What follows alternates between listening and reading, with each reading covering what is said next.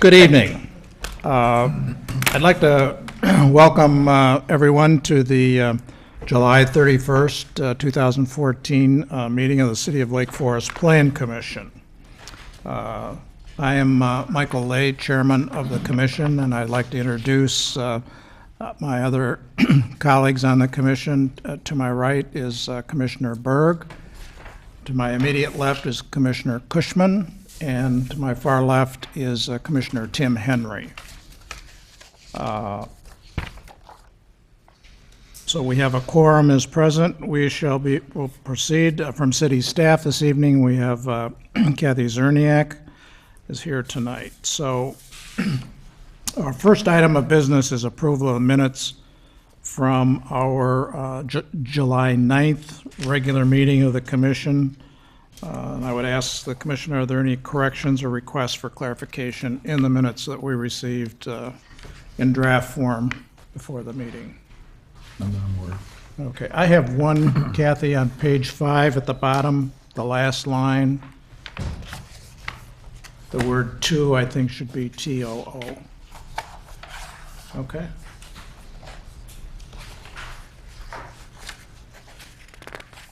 Any other matters?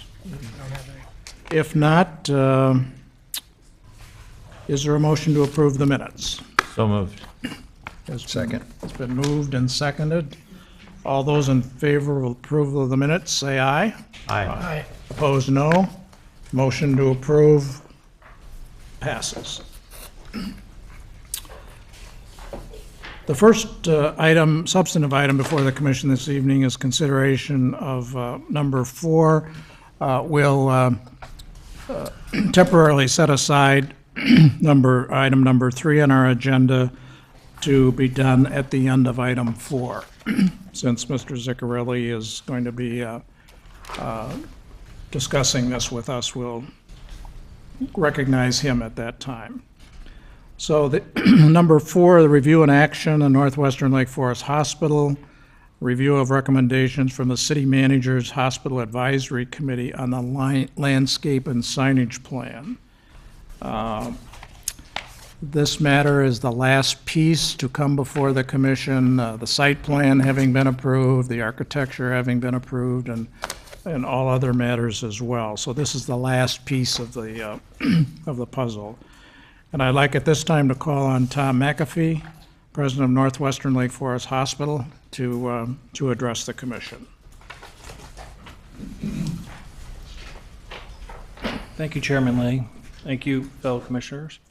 My name is Tom McAfee. I'm the hospital president. I'm delighted to be back again with you today to present the final elements of our beautiful hospital project. I have to say that we really are pleased to be back, to be able to advance a project of such magnitude. It really is a wonderful initiative, and I could tell you that the foresight that the city and the Plan Commission had in putting together the Community Advisory Council has provided fantastic guidance to us throughout the review process. In fact, I have to say that the project has significantly been enhanced as a result of the collaboration that has occurred since we last met. I also would like to thank Bob Kiley for his continual counsel, as well as Kathy Cerniak for her leadership and support. We know that this has taken a lot of time and focus, but we also feel that as a result, we'll have a beautiful cornerstone asset for our community. Our goal was really to meet the community expectations. In fact, endeavor to exceed those expectations, and I think that we've done that. We are blessed to have such a large campus and such a historic community, and the foresight and the vision of our trustees when they acquired the additional property over the years was for the vision ultimately for that to be able to advance the healing and health and wellness vision of our institution. And we are pleased this evening today to be able to sit down with you again and review our advances specifically related to the enhancements on our campus with the landscape design as well as the external signage package. Tonight you'll hear from Tom Oslin, who is our lead landscape designer, and Jonathan Posnet, who will discuss signage. But before we move into that, I'd like to cover a little bit on the schedule. We've been hard at work, as you know, for some time. In fact, we've been working on this project for nearly 5 years. In fact, we are continuing to refine the budget estimate and validation work. We actually plan to expand to commence with the mass excavation of the campus in October. We have already commenced work on Deer Path Road, as you probably are familiar, including Waukegan Road, so that we can improve the entry work. We recognize that and committed to improving those access points early on in the project. We are continuing to coordinate on-site parking because we will be needing to manipulate the existing campus pretty significantly in order to support the new structure. The landscape berms will be one of the first initiatives that we advance. Again, wanting to get a jump on the continued vegetative growth that will occur over the next 3 years while we construct the new facility. And we're continuing to track on schedule, so I'm very pleased with that. So moving forward, perhaps we could have Jonathan Posnet again review the signage package first. And Jonathan, if you'd like to come up, thank you.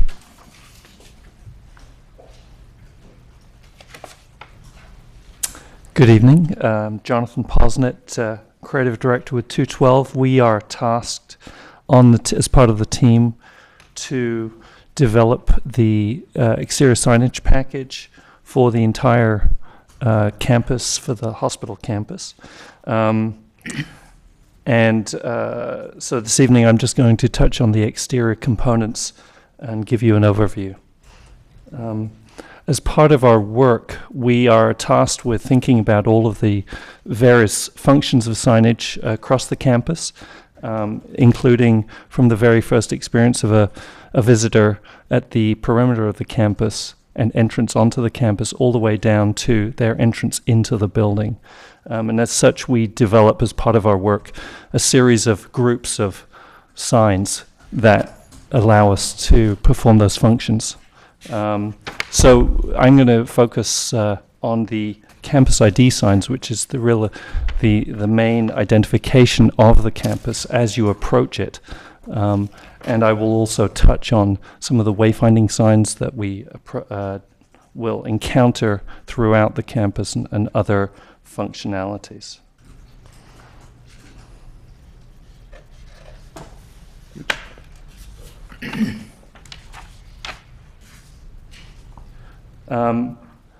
The campus has 3 primary entrance points and a service entrance point.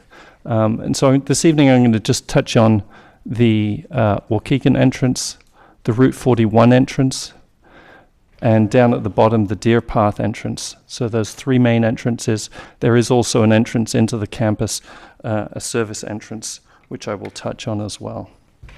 At these locations, we have developed a family of signs or campus identification signs that we have scaled appropriately to, for a number of factors, primarily the speed of traffic as it is approaching and passing these entrances. What we see in front of us is the Route 41 entrance sign. These signs all have a very similar vernacular that grace the entrances to the campus. These are a sort of a granite monolithic sign with some architectural detailing and sheathed in an aluminum panel that contains the name of the hospital. The scale of the sign is based on optimal visibility and readability of signage and information at the vehicular speeds that people are traveling. Hence the scale of this particular sign as it is. In choosing the material palettes, we're obviously very cognizant in referencing the architectural development as part of the team, as well as being sensitive to the Lake Forest environment, and hence, a horizontal orientation as opposed to a vertical in this setting. In development, we're also thinking about the visibility of the information for visitors as they approach in the daytime and at nighttime. And on the right of the page, you will see a nighttime rendering. And the choice of lighting methodology is really to enhance the information and yet not to throw out too much light. Again, being sensitive to the environment and the intentions of the project. So using a sort of a halo type illumination. As we move to the Waukegan and Deer Path entrances, we are reducing the scale of the signage. Again, we're using the same color palette, the same material palette, the same design vernacular, so that we're maintaining a consistent impression of users and drivers as they are approaching the campus. And again, the same methodologies. Obviously, we're being cognizant and working with our landscape team, engineering team at the appropriate setbacks to make sure we're retaining optimal visibility for people approaching the campus, as well as for safety. This is the Deer Path entrance, so we can see it's a very similar format. And I'll just point out, obviously, that as we're going through this process, we are working with the landscaping team to integrate the signage elements into the landscaping at these places, so to make it much more holistic. As I mentioned at the beginning, the campus identification signs, the campus identification signs, which are these first three, as I mentioned, you can see the relative scale difference from the Route 41, Deer Path and Waukegan, and the service entrance. They have a very similar vernacular, but they are only a part of the exterior program of signage that we will be instituting around the campus. Once we enter onto the campus, we will be introducing wayfinding signage that starts to direct users primarily to the emergency area, but also to other destinations around the campus. And hence a vertical orientation for containing more information. And then on the lower part of the diagram, we can see a set of other types of signage, informational signage, and then even pedestrian signage and pedestrian wayfinding as we think about users engaging with the campus in different modes. As we approach the entrance, we are again picking up on this primary vernacular of the horizontal elements, the granite and the metal, to identify the specific entrance. We're also including an element of signage that identifies other buildings and destinations on the campus once people have found their way to those locations. And lastly, on the lower right, an emergency sign will occur adjacent. So the same forms and so on, but obviously appropriate to the usage of that entrance. That is a conclusion of the signage. And I think at this point, I'll invite Tom Osland up.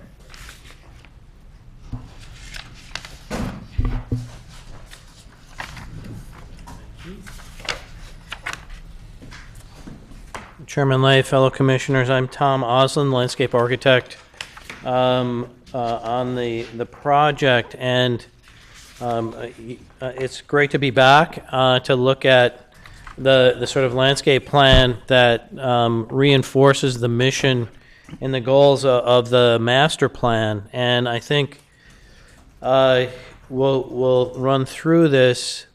This is the overall site plan And as part of the master planning initiatives, the perimeters of the projects were a significant focus.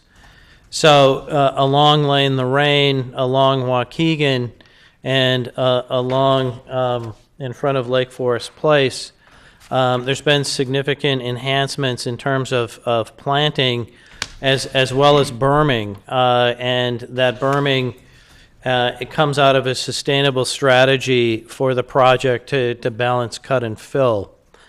And the way in which the campus also has evolved with the use and creative use of stormwater and stormwater retention. We've used these as landscape features on the site, where we have a conveyance channel that actually wraps around the ring road that's densely planted, and it wraps all the way down into what is the signature piece of the detention pond and the reflecting pool. The next image really looks at the kind of treatment of these landscape zones, of what we're calling the landscape zones. And those zones really start with the major kind of open space, which we call the open prairie zone. And that open prairie really takes into consideration that berming, that extra planting on the edges, and then an expression of a more native or savanna-like landscape that is in that western part of the site. I mentioned that we have this wet meadow and stormwater conveyance channel that wraps around the ring road. We then have the sort of ring road planting itself that defines and reinforces the entries along that ring road. We have created an open space, which we're calling the Common, which is an open space that's about 1.5 times the size of Market Square, where it's open and defined by trees and lawn. In the parking lots, we've also used this sustainable strategy of creating alternating planted islands with bioswales to collect all that water that's running off the parking lots, and part of that bioswales that in the parking lanes themselves are pervious pavers that pick up the water and feed those bioswales. So there's this alternating pattern of the kind of more natural expression. There are 3 entrances that become a little bit more formal, and the concept of the closer you get to the entries, the more sort of formal the landscape takes on, are clues about arrival and sequencing. And so at the far north entrance, at the Cancer Center, there's a entry plaza that has planting along with the ability for specialty gardens around that entrance.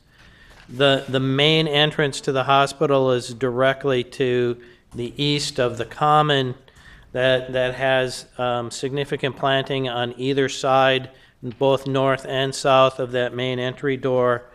And then we have the emergency entrance at the far south end that has its own kind of image as well. That's a little bit more open so that it's very clear how to arrive, but there's some softening that's been done on the southern facades, the southern facing facades, to help with heat gain. The other parts of the projects which we have is which we call the South Promenade. This is a planted alley of trees along with some shrub massing that actually pick up people coming out of the parking lot and funnel them into the boardwalk area. We have the boardwalk that wraps the entire face of the facade of the new hospital, and then a very intensive kind of wetland and pond edge that is articulated with sedges and other aquatic plants to create a much more finished edge rather than a harder kind of engineered edge. And the tree species that we're proposing are more in that sort of native realm that are maples, hawthorns, oaks, redbuds, birches, serviceberries, hackberries, hickories, and eastern red cedars. And this diagram, which you have, this is a little hard to read because it's so small, but they're color-coded on that site plan, and you can see where those particular species end up.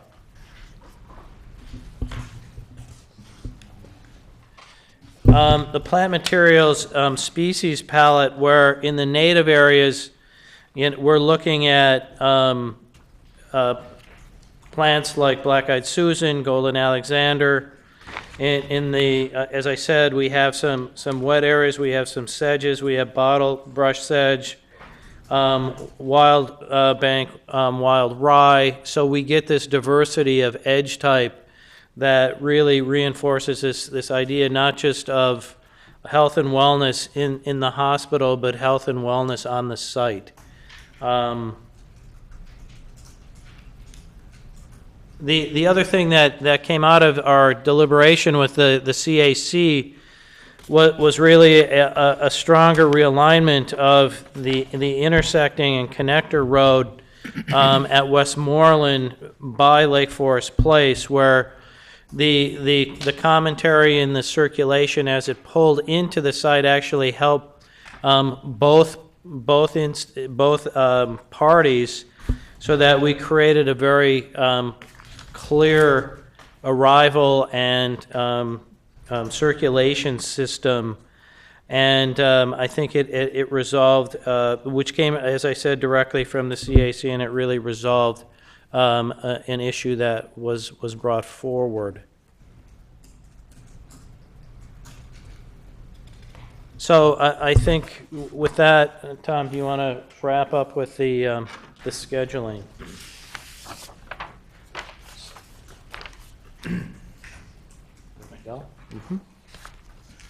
Thank you, Tom. So just to close again where I started, really, with the schedule. As you can see, we've been tracking well. We received approval through the Illinois State Health Facility Planning Board. That was unanimous approval. And of course, we're here this evening, and we still need to move forward with City Council's approval, and we are in the final approval stage with the Army Corps of Engineers, which we would expect shortly. As I had mentioned earlier, the excavation is anticipated to start this fall. We'd hope in 2015, the fall of 2015, we'd be concluding on the enclosure of the main facility. In 2017, in the summer, we would be commissioning the building and training, and then we'd hope to have our first patient in the fall of 2017. So we continue to track on schedule, and God willing, we'll have a nice winter, and we'll be able to unlike last year, and keep this project on track. So thank you, and I guess we'll open for any questions you may have for us. Thank you, Mr. McAfee.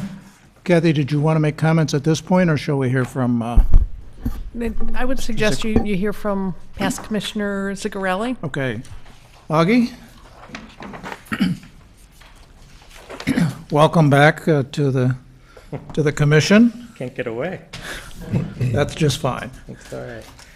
Well, Mr. Chairman and members of the Plan Commission, I'm Augie Zigarelli. I reside at 1725 Tallgrass Lane.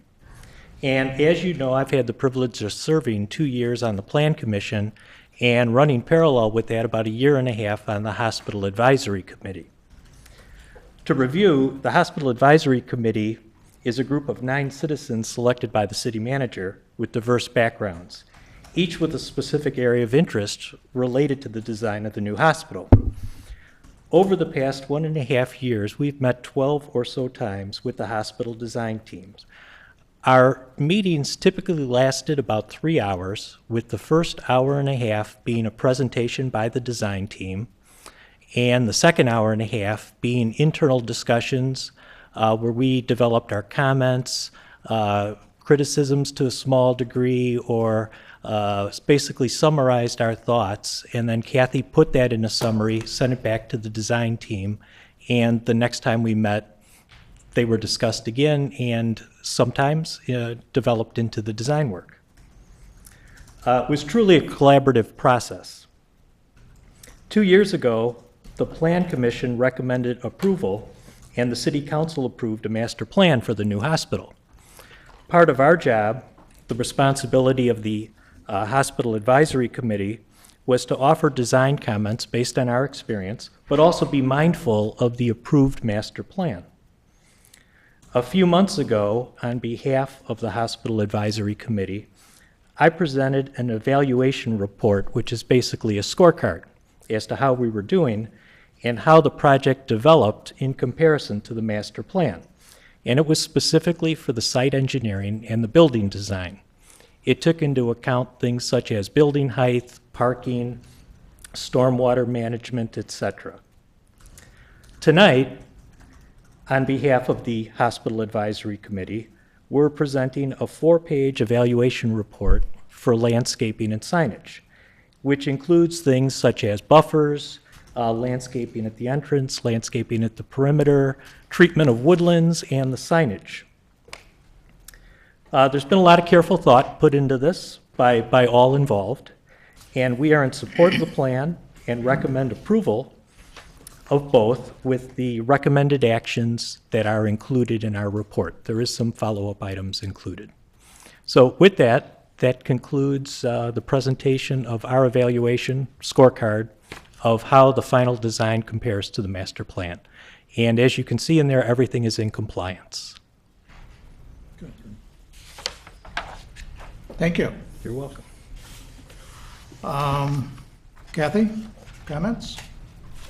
Thank you, Chairman Lay. Just a few comments. I believe that this is the 7th meeting at which the Plan Commission is spending time looking at some aspect of the new hospital. The first 5 meetings were focused on the master plan. The formation of the Hospital Advisory Committee, as you just heard, really is a unique piece of the process that was put together directly in response to the hospital project. The council recognized that this was a one-of-a-kind project for our community, and the Hospital Advisory Committee really served an interim role, as Mr. Ziccarelli said, meeting about 12 times with the hospital team, and really essentially in a workshop format, delving deep into some issues. So rather than approving a master plan, sending the developer away to work on their own, this was a very collaborative process. So what you have before you tonight is really simply a recommendation to you to continue to move this forward. There's no official action requested of you. This is really acceptance of the Hospital Advisory Task Force recommendation that the landscaping and signage are both in conformance with the master plan as approved. I do want to note at your places you had 2 slightly modified graphics. Nothing was changed. It was just noticed in response to some calls we got from neighbors that there was a portion of the landscaping just to the north of the Lane Lorraine properties, some additional berming and landscaping in that area that was not reflected on the plan that was in your packet. As was mentioned, there was a lot of focus on the perimeter areas to really look at ways to increase the heights of the berms in that area, to fill in gaps of plantings that currently exist, replace some vegetation that perhaps is failing to thrive. And the same was really true on the north side near Lake Forest Place. And again, that was directly in response to comments that were heard. Staff does recommend approval, subject to the conditions that were forwarded by the Hospital Advisory Committee. Thank you. Thank you. Questions or requests for clarifications from commissioners to either the petitioners or staff? I have none. Mr. Henry? Okay? Well, I just wanted a quick question of the signage. And you've got a nice set of comparative drawings here. And just to kind of relative scale, the main sign on the highway is, how tall is that? Do you know offhand? I don't know that these drawings are scalable that we have here. Hang on just a moment. I can give you an exact measurement. I want to guess it's 6 feet. Is that It's very close to 6 feet. okay? Yeah. And so we're at about 4 feet for the signs on Deer Path and Just a Waukegan? little over 4 feet. Okay. So what we've tried to do in determining the heights is to make sure that they are certainly no higher than the current signage, and we've definitely achieved that. We've actually reduced the heights of them. So And I have a question about roadways. Is that all right there? Sure. You know, it's interesting the way the road has evolved coming off of Waukegan, running along the cottages. I believe the last time I saw it, it was the main trajectory of the road was sort of that it's a ring road running from Waukegan by the cottages, and then there are entrances to the health club and to the cottages off of it. And now the way it's been changed, and I think due to some concerns about proximity to the cottages, et cetera, it's become more of a thoroughfare toward the hospital, where the road now to the cottages and the health club and that other, what we have now is kind of a ring road, is a turnoff, like a T, so that's actually being downplayed. And it's interesting because it gives a lot more visual buffer for the cottages, so I would imagine they would be happy with that. That's something that was all worked out with the city, Kathy, where they thought that sort of traffic flow was going to be more toward the hospital and less as a ring road? And Yes, so that was a modification, again, that was made directly in response to input received from some Lake Forest Place residents. What it does is really significantly pull that intersection and pull Westmoreland Road away from the backs of those cottages, and importantly, directs the headlights rather than toward the back of the cottages, even though there was a berm and landscaping, really directs the headlights toward Waukegan Road. So that was really seen as directly responding to some really serious concerns that were raised. okay. Yeah, when I noticed that in the packet, I thought, aha, this should correct the problem that we heard about, and I commend the task force and the hospital for bringing that to fruition. I think it makes a big difference.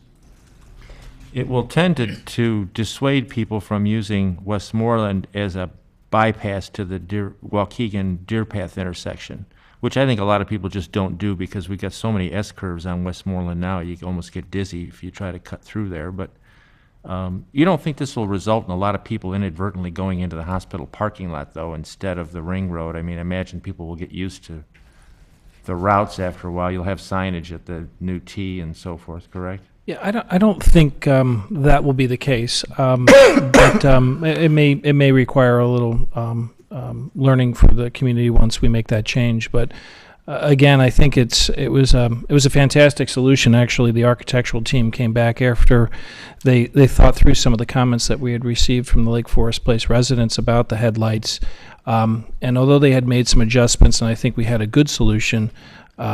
When they brought forward the design that you've seen this evening, it was a fantastic solution. I think it achieved good alignment for the hospital and an improvement for Lake Forest Place, and also arguably a nice, safe arrangement. So that and I think it will also deter cut-throughs because I do believe that happens today. I think it's probably positive also. I have one comment I just want to leave you with, or a question.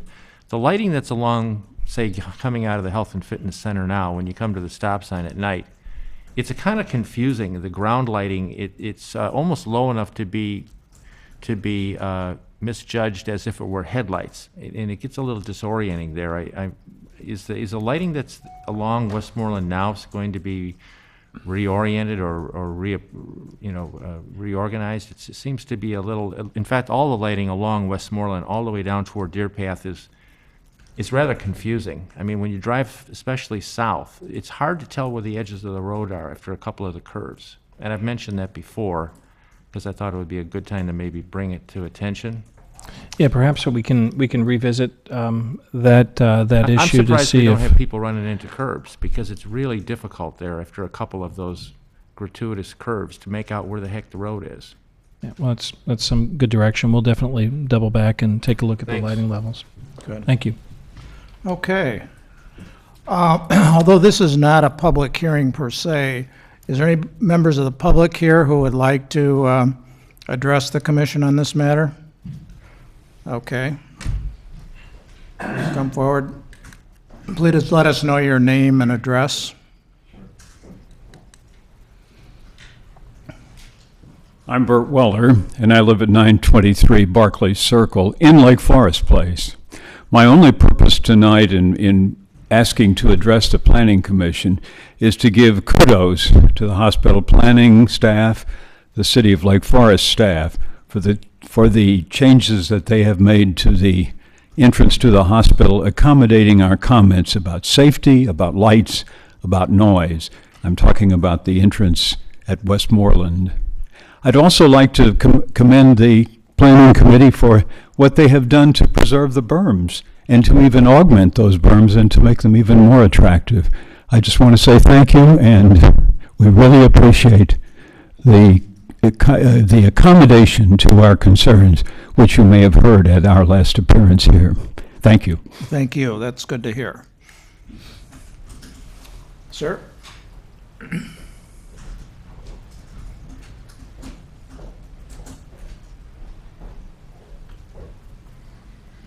I'm Greg Hanrahan, 822 Lane Lorraine. First of all, as a former Plan Commissioner, City Council member, I'd like to thank you for all your service.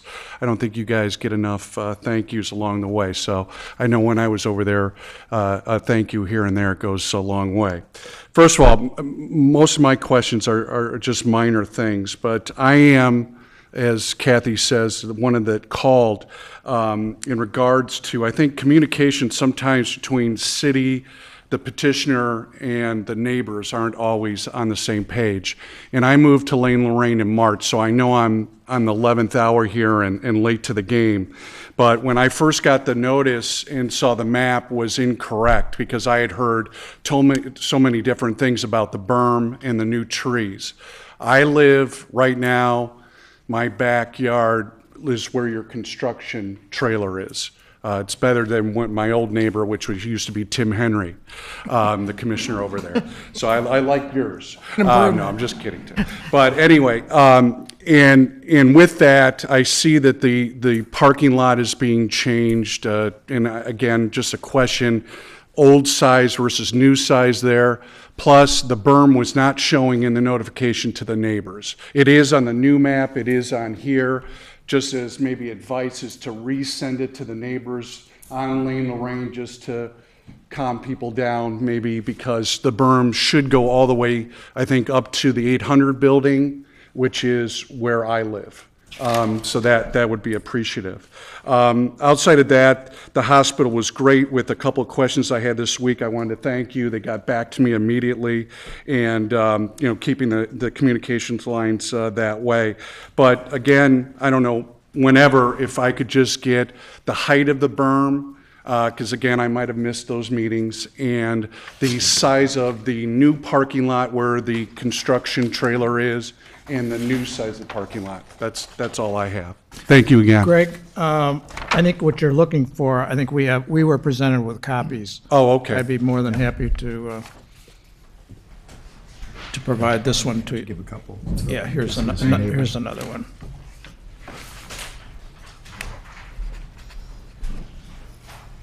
Okay, So I guess my last comment is then the species map is also incorrect that went out to the neighbors. It doesn't show the berm, nor does it show any of the new species of trees that would be on the new berm. So I think if we can see that, that would be great. That's it. Thank you. good. Kathy, can will the hospital provide that, or will staff? I believe the copies that you just gave Greg provide that information, but if not, I'm sure representatives from the hospital team will meet with you and Good. Very good. respond to your questions. Okay. Yes, ma'am.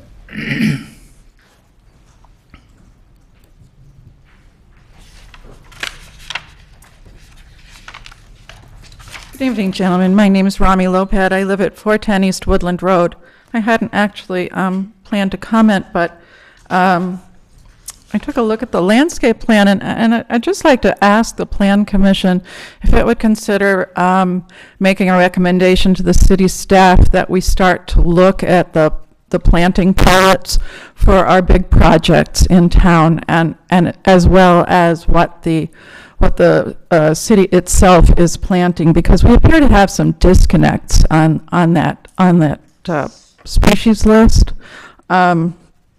That is, first of all, in this plan, it says that the plan, and I don't want to say that, I don't want to get in the way of this plan. It seems like it's very far down the road. However, it does say that it is a model of planting for the community and of using indigenous plants, and yet a birch is not indigenous. If the planting palette was correct to say an eastern red cedar, that's a pretty common cedar tree, and while it's not on the invasive species list, it's pretty much considered a weed. Perhaps that's just a name that's not correct here, but it would be helpful if we could determine the ecotypes that we're using. Forest Park, for example, has a plant list that is different that includes, like this list, has a lot of maple trees in it. However, the city of Lake Forest is no longer planting maple trees because we have so many in this town. So there's a disconnect for you. Perhaps the species list isn't complete in this packet.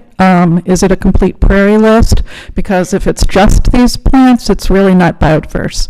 And as you may know, many of us are desperately trying to increase the number of pollinators in the world, and specifically in North America.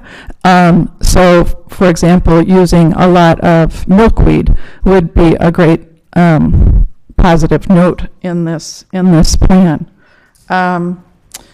So if we can take a look at the ecotypes of the different land areas that we have in town, start putting the right species on those land uses. For example, at that Amberley project that you took a look at, we don't need, I know it's a tough condition in a shopping center, but there are many, many plants that can be used other than exotic daylilies and things like that.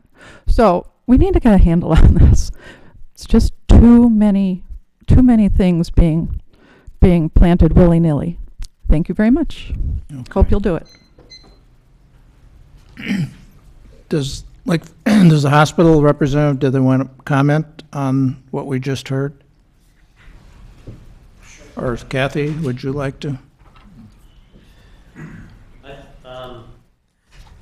The comment is a debating comment in many communities. I'm sorry, there you are. In many communities. I'll have to say, with the representative from Open Lands on the CAC who worked pretty closely with us to deal with the native areas, and as I said, we started with this concept that started with more native planting, moving to more formal planting. The birches that you referenced are in the more formal areas.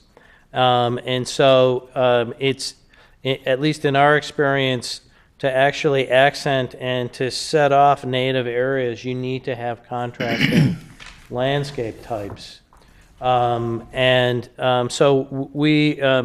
John gave us some really great suggestions and has been willing to help us source the seed mixes and the trees.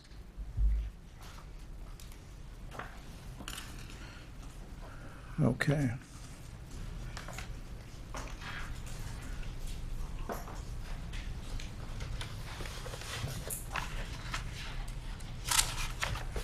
What's the pleasure of the commission? We have a staff recommendation that we accept the project as submitted, at least this part of the project, and forward to the city plans to the city council for its approval. So moved. It's been moved and seconded. Discussion on the motion. I'm in favor of the motion, and I was just wondering, Kathy, with reference to the planting materials and the tree selections, has there been, I know we've had a lot of interaction with the advisory committee, has that also been on a landscaping level, or is there some more interaction we can have with city forestry and city staff on these plant selections? The advisory committee actually spent a lot of time working with Mr. Oslin and the rest of the team, and one of the recommendations going forward is that there will be a subcommittee of that advisory committee that will still work as consultants as the plans get finalized. So there certainly is a lot more review once we get past this point, but I expect that the close working relationship that we've developed over the past number of years is certainly going to continue until the day the hospital opens. Sure. Augie, will you be on that subcommittee? Not the landscaping. Okay. The community members of the hospital advisory committee, that's their profession. Could I ask that you make sure that that subcommittee receive and seriously consider the testimony, or, the comments we heard here? Thank you. Okay. Seeing no further discussion, we'll call for the motion. All those in favor of the motion indicate by saying aye. Aye. Opposed, no. Carries 4-0. Thank you. Thanks. Okay. We'll go back now to item number 3.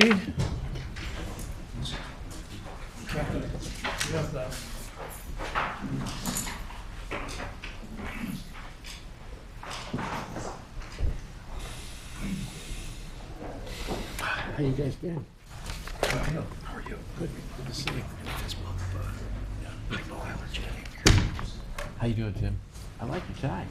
Augie, we would just like to recognize the fine service you provided to the Planning Commission in the last 2 years. I know you and I came on the commission at the same time, and very much enjoyed working with you. This is kind of a nice little plaque and appreciation to Augie Ziccarelli for his service to the city of Lake Forest from May 2012 to June 2014. Along with your name tag. Well, great. Good. I would just say, too, that Augie really, looking back at the last 2 years, we had pretty much a full agenda. He served, as we heard here, on the advisory committee. He was involved in the master plan implementation, got very, very deeply involved in the Amberley Woods Retail Center development. We'll talk briefly a little bit more about the status of that a little later. But another important thing that Augie really contributed to was the revision of the development parameters for the Laurel Avenue former municipal services facility. And of course, all sorts of other things, the master plan for Woodlands Academy, a lot of special use permits, the bike master plan, and other subdivisions and code amendments. So, Augie, we hope to continue to see you around, and thanks very much for your service to the commission. Thank you, Mike. Nice to see you.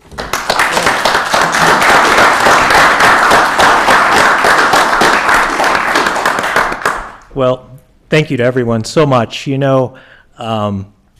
I guess over the 2 years, I realized that land is growing short.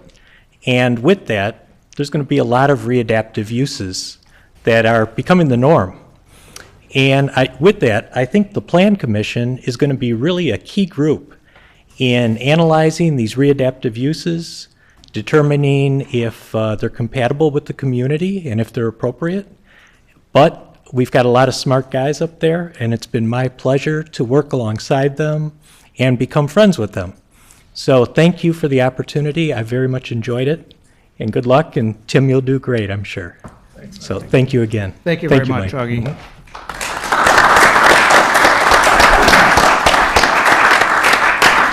We'll move to the next item, a public hearing and action on consideration of a request for a special use permit to authorize the relocation of the Griffith, Grant, and Lackey Realtors from its current spot on Western Avenue to 280 East Deer Path.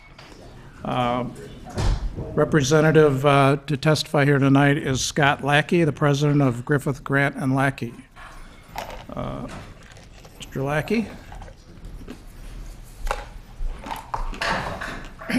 Since this is a formal public hearing, I have to swear you in. Okay. So would you please raise your right hand? Do you solemnly declare and affirm that the testimony you are about to give or have previously given is true and correct to the best of your knowledge? I do. Thank you very much. Please proceed.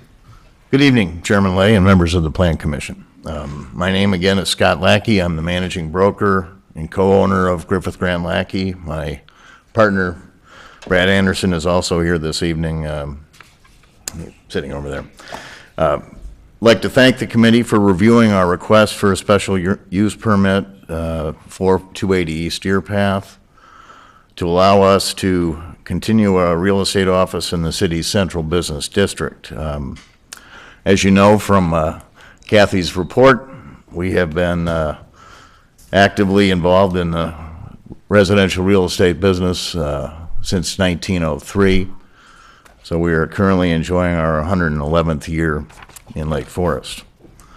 My partner and I are both fourth generation owners of the business, and we're hopeful that we can continue on.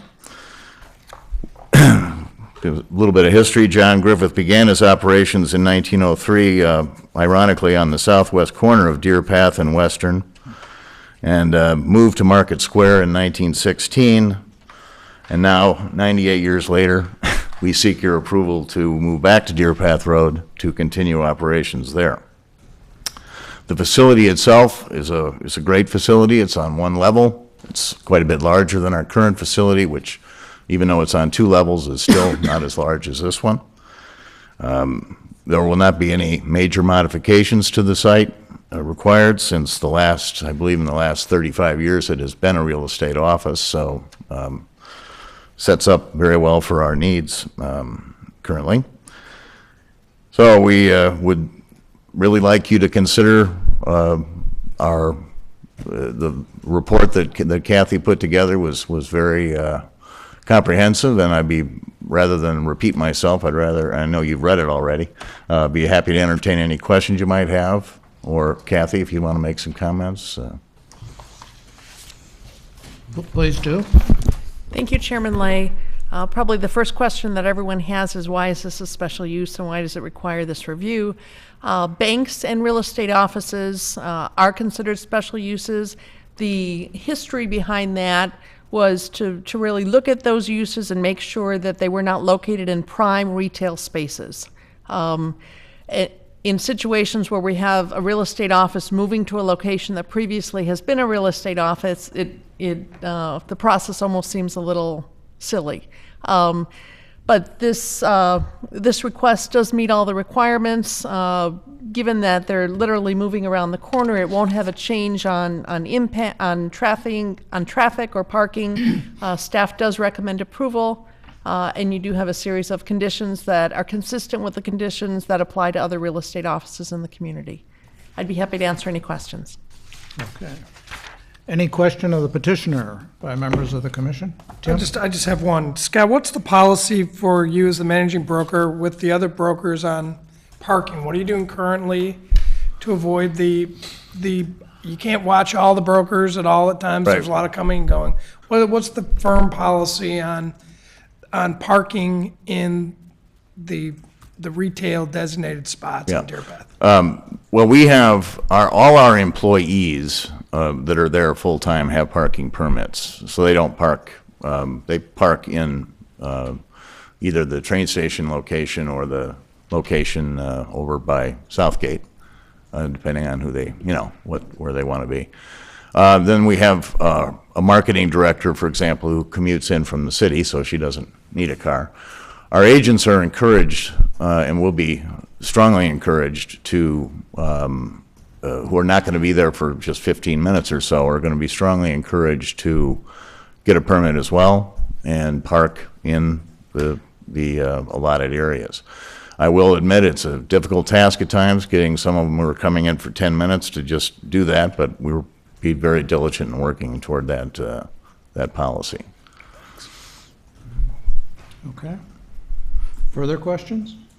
Signage review is an HPC issue for? Signage review, as long as it meets the criteria in the code, can be approved administratively, and in this case, that's the situation. Okay. Is there anyone else who wishes to speak on this matter? Seeing none, what's the pleasure of the commission? We have before us the recommendation that we approve a motion in support of a special use permit authorizing the Office of Griffith, Grant and Lackey, a longtime local real estate business, to occupy the first floor space at 280 East Deer Path, subject to the following conditions that are listed. 5 of them are listed on page 4 of our staff report. So moved.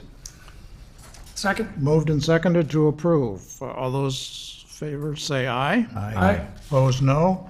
Motion carries 4 votes aye and 0 no. Thank you very much. Thank you very much.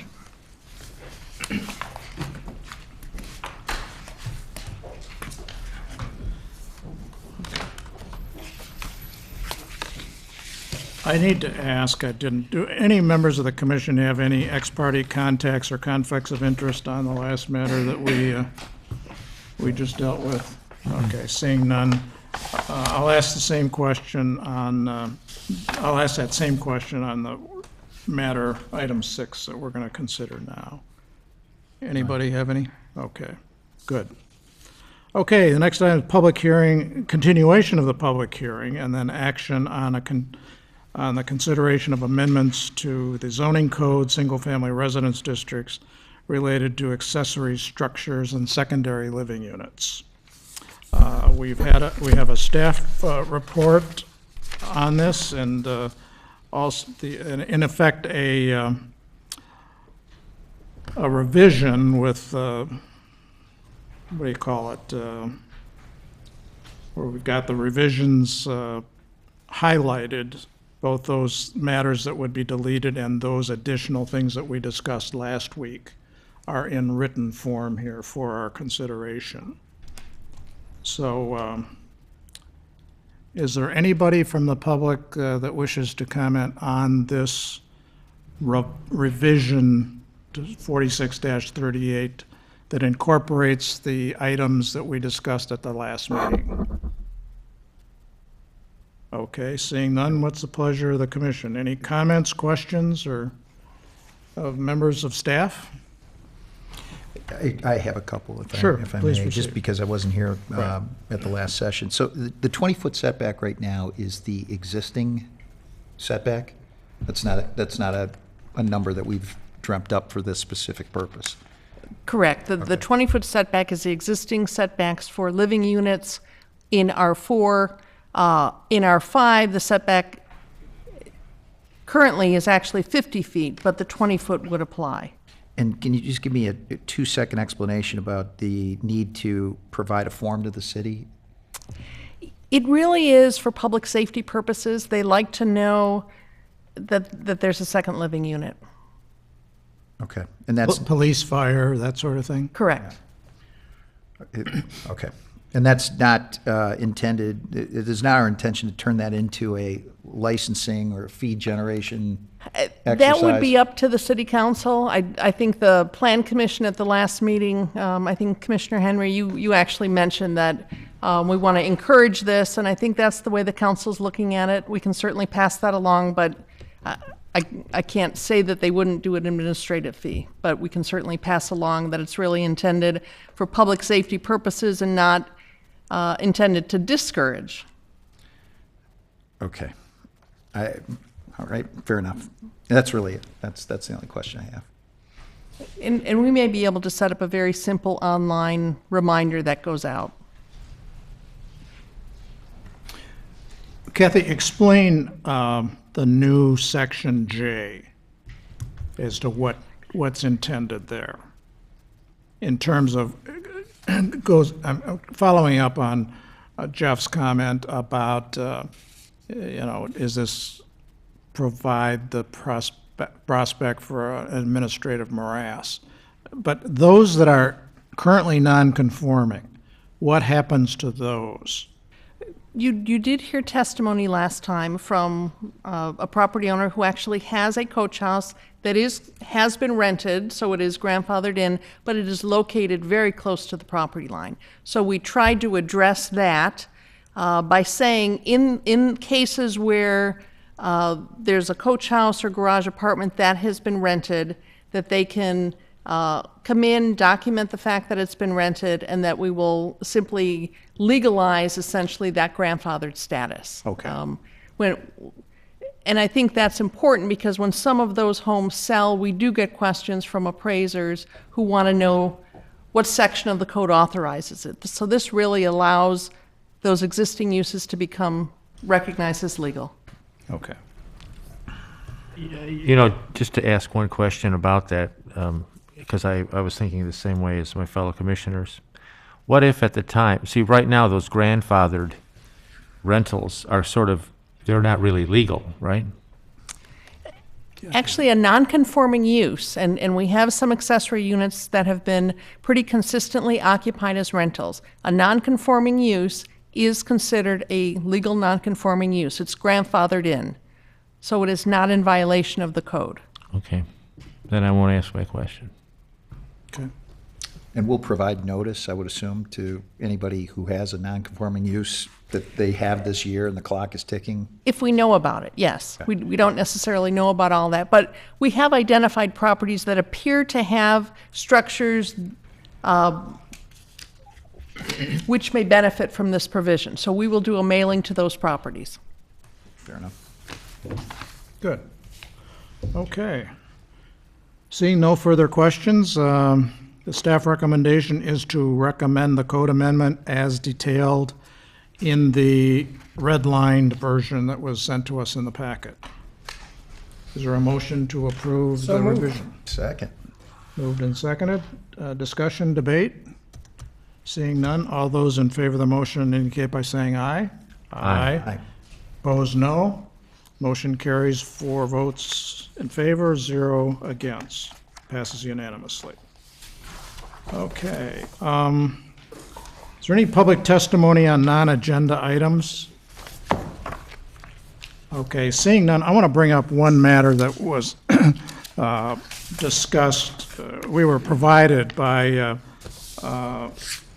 Rami Lopat a 4-page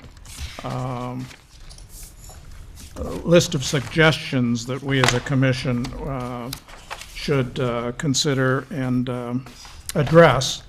And I think the first one is what happens to the Amberley Woods development that has been, I guess for lack of a better word, it's been suspended.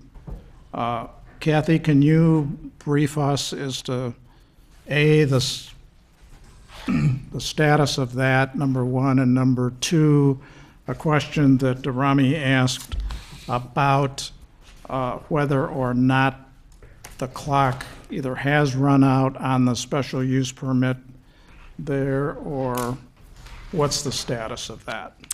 The status of the petition that you saw and went to the city council is actually not suspended. It is an active petition. The city council did not vote it up or down. They provided direction, and we have not received a letter of withdrawal, and the developer is engaged in discussion. So it's actually not appropriate for us to have any discussion about that since that is an active petition.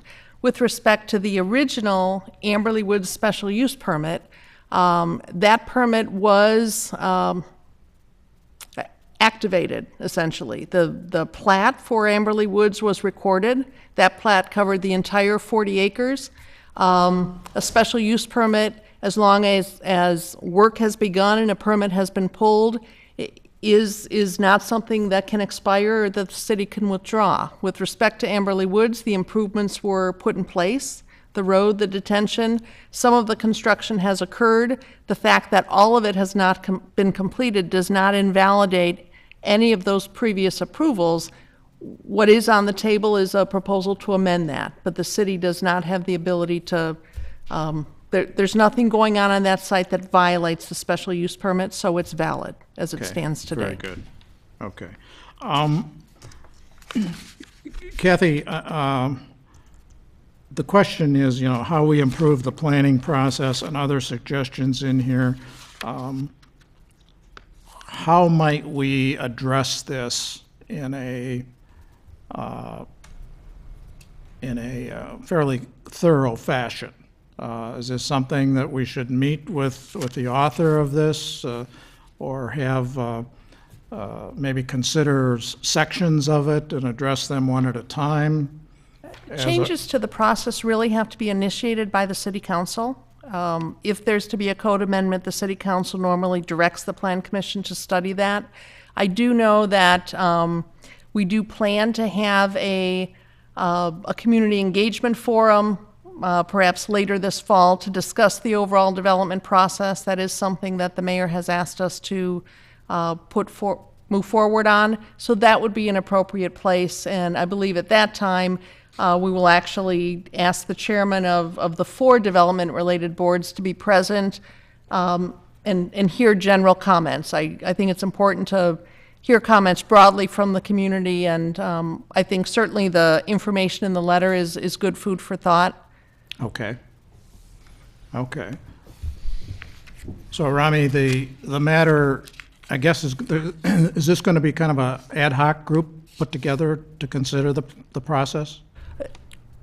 At this point, what is proposed to be scheduled is a community forum. Okay. Which would just be an open forum. Okay. Very good. Did you get a copy of this? Okay, I'll make sure you get one. Okay. Okay, thank you. Any additional information from staff? With the chairman's direction, we will declare that there is no August Plan Commission meeting. So our next meeting then is September, second week in September? Yes. Okay, Second Wednesday in September. very good. Okay. Seeing no further business to come before the commission, a motion to adjourn would be in order. So moved. Moved and seconded. All those in favor say aye. Aye. Opposed, no. We stand adjourned.